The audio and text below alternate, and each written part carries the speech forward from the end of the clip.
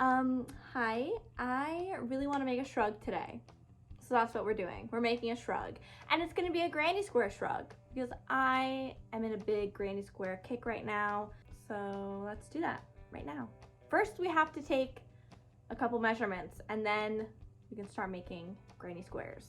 First, I measured from my wrist to my shoulder, and that was about 20 inches. Then I measured the width of my back, shoulder to shoulder, and that was about 19 inches. There is some shoulder overlap in my measurements because I would rather this be larger than smaller, so just something to note.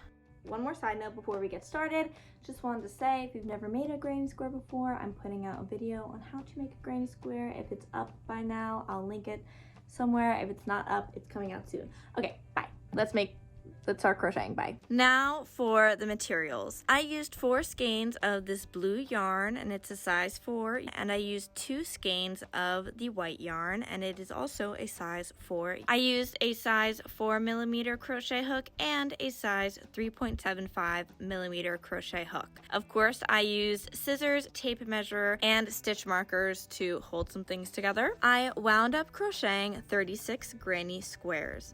Each granny square has 5 rows, 4 rows of blue, and the last row is white. On the sides of the square, I chained 1 in between each double crochet bundle. But here is a mock-up of each section of the shrug. Each section is made up of 12 squares, and they are all 3 by 4 granny squares, or 16 by 22 inches, which wound up being a great size for not only my arms, but also my back. You don't have to seam it up in each section like I did. You can just seam it up all in one piece, but it is important to mark with stitch markers where your arm pieces start. I used a flat slip stitch method to seam up my squares. I did go more in depth on this method in another video. By all means, seam in whatever method you like. This is what I have going on now that everything is seamed up. It kind of looks like a table runner. And here is where I put my stitch markers for my arms. I'm trying this on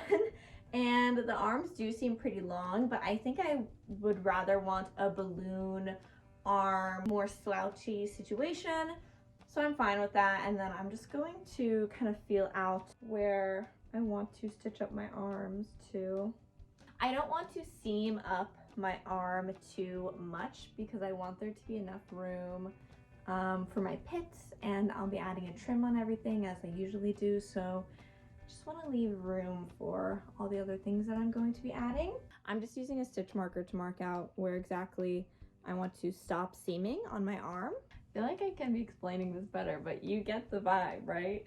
And I'm gonna go seam up these arms in the exact same way that I've been seaming.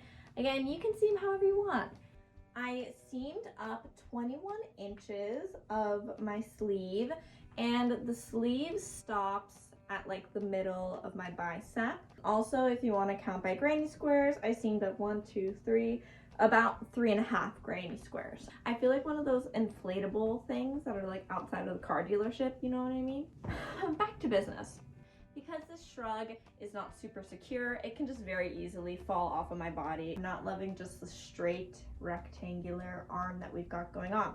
So I'm going to make some cuffs for our wrists, and then I'm going to put a nice secure trim around our midsection opening. So I will be using my blue yarn for all of the trim around the shrug.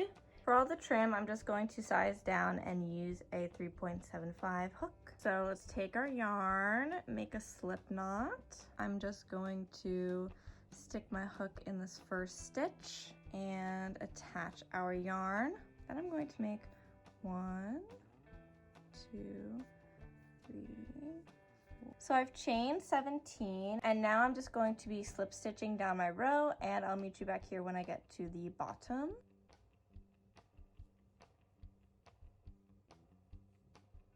Now that we've completed our row of slip stitches and we're at the bottom, we are now going to start crocheting into these double crochet. In the next stitch over, slip stitch,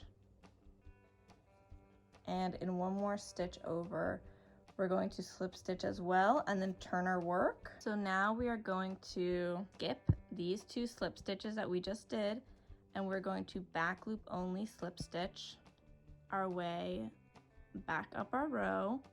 So in our row, we should have 16 slip stitches.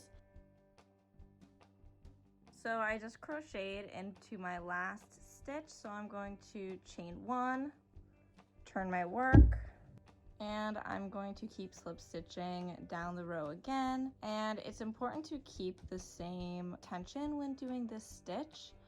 If you're kind of switching up your tensions a lot, it's very easily noticeable. So now that we're at the bottom of our row, we're going to go right into this next stitch over on our granny squares and slip stitch.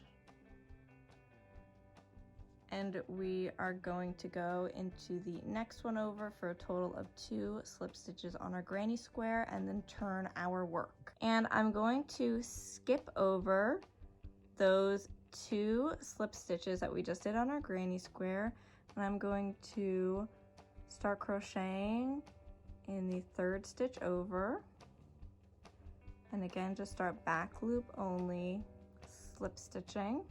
And this is the exact pattern that we're going to do for both cuffs. I'll meet you back here when I'm done crocheting up this cuff. I'm at the end of my cuff. You want to make sure that you're seaming on the side where all of your seams are. I'm just going to use my favorite seaming method, which is the flat slip stitch method. And I'm going to just slip stitch my way all the way up my piece. I'll meet you back here when I've finished my cuffs, and we're gonna do the exact same thing on the other cuff. Done with the cuffs, you should have something that looks like this. It's starting to come together and looking super, super cute and cozy and snuggly, which is exactly what I want. Now we're going to make the trim on our center piece where our body's gonna go in. Our center area where our shoulders go is also going to need a trim, and we're just going to use the exact same method that we used for the cuffs, but just a little bit different measurements. Alrighty, let's make a slip knot and attach our yarn. I'm gonna attach my yarn somewhere over in the armpit region, and I'm going to chain 13 chains. I want it to be slightly smaller than my cuffs. 6, 7, 13, and now same thing, just like what we did with the cuffs, is I'm going to slip stitch down my row, just like with our cuffs. When I get to the bottom of the row, I'm going to slip stitch into the next 2 spaces on our granny square. Turn my work, skip over those 2 slip stitches, and start back loop only slip stitching all the way up. And we're just gonna repeat this all the way around. And then I'm gonna seam in all my ends, which is, you know, super interesting. Okay, full disclosure, I just really wanted to say that the slip stitch that I did for the midsection of the shrug wound up being just really, really tight, and it was actually too tight for what I wanted. I wound up doing some wet blocking, and I like really stretched it out. Like, it is stretched out beyond. So if I were you and I was doing this, I wouldn't do a slip stitch around the midsection. I would just use a looser stitch. Same like trim technique. I just wouldn't use a back loop slip stitch. I would use like a back loop only double crochet or a back loop only single crochet, and I think that that would look good. Okay, I'm gonna try this on now and stop talking, but do you get me okay? If you have any questions, let me know.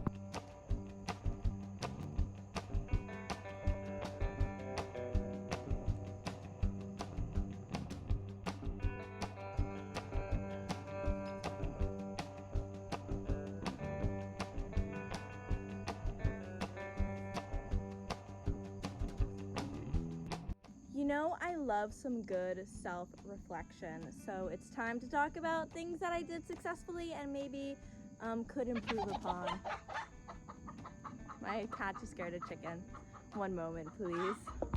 You know I love some good self-reflection, so it's that time of the video where I talk about things that I successfully did and things that I could improve upon. Something that could be changed is obviously the trim around the body of the shrug. I could have done a looser stitch. I was very pleased with myself that I was able to save this and not have to frog hours of work and just do a little bit of wet blocking. So I really used my brain power there and saved the shrug. That was a win. Things that I did successfully. I successfully made a shrug and it looks so freaking cute, and overall I'm so happy with it. I love the design of the granny squares. I love the pattern. I love the color that I chose.